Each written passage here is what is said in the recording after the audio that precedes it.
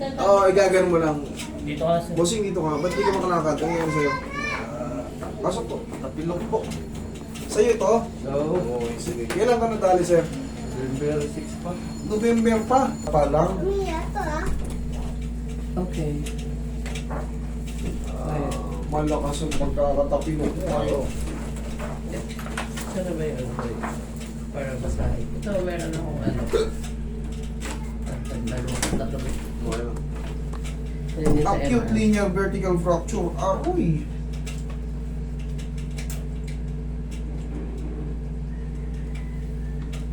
Grabe lakas ng ano mo, sir. Natapilok ka ng ano. Kasi bibihira yung nagkakaroon ng fracture. Yung iba nga galing sa high flyer talaga eh. Nakakatapak ng sapatos. Pero hindi napipilay. Ay na ano, na fracture. Ito naman kayo, sir. Acute linear vertical fracture of the tibial posterior flaphod. Minimal tibio-talar and subtalar joints, recess fluid. Mild sprain of the anterior tibio, talotibial ligaments. Okay.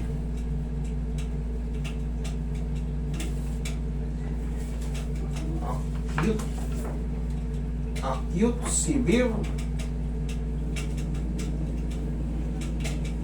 Tatanggal lang yung casting na naman. 15 January. Nagpa-ano kayo ulit? Nagpa-x-ray kayo ulit? Opo. Nasa- Kaso wala kaming dala kasi nasa ospital. Kaso wala po talaga kasing nakikita sa x-ray. Every time nagpapa-x-ray kami, walang lumalabas. Kaya kami nagpa-MRI noong December. Hindi oh. Kasi hindi talaga po siya nakikita. Ilang beses na. So, Bakit hindi from makikita? Eh, bakit nila lalagyan?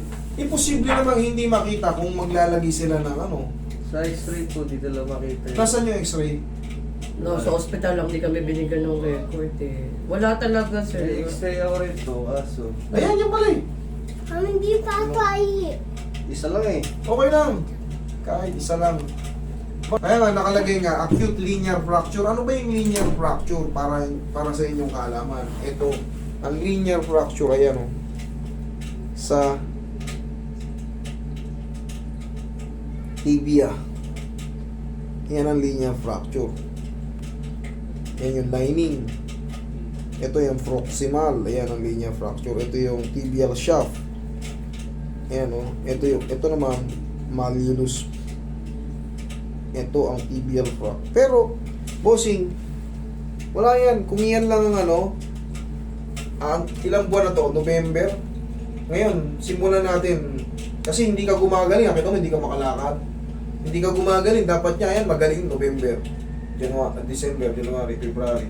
3 months, magaling ka na sana. Pero nakita mo ngayon, Nung wala akong casting, kaya ko siya i-balance master eh, na mag-isa. pero nung kinasting ka, Humina yung ano. lalo ka na perwisyo. Kasi kinatanggal ko, nagsusugat yun. Musing, ngayon, ipapaliwanag ko sa'yo kung ano yung magiging take ko dito. Sa ganyan, yung linear fracture, ayan, nakalagay naman sa kanya, acute linear fracture, vertical. Okay, tibial posterior flaphon.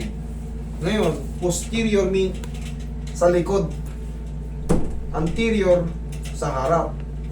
Ngayon, ang gagawin ko dyan, i-adjust ko. Wala namang magiging bearing kasi kumbaga, yung fracture niya hindi matatabig kasi nasa ibabaw. Ang atake natin dyan talaga yung calcaneal, tsaka yung mga tinatawag na tarsals. So yun ang maano doon. Sisingaw ngayon yun pati naiipit na ano. Kung nagbago man ang position nun before, sa tagal ng ano, November, December, January, February, magbibilang lang tayo ulit ngayon. Sabi ko nga 3 months eh. Kasi pag may mga fracture kasi. Pero dapat nga magaling yan. Pero ganun pa rin sa'yo eh. Ngayon, sisimulan ko na lang magbilang sa day ng adjustment natin. Pag hindi ka pa rin nakalakad within ngayon, February, March, April, May, bumalik ka rito, i-therapy kita ng habang buhay na walang bayad. Sabi ng Din.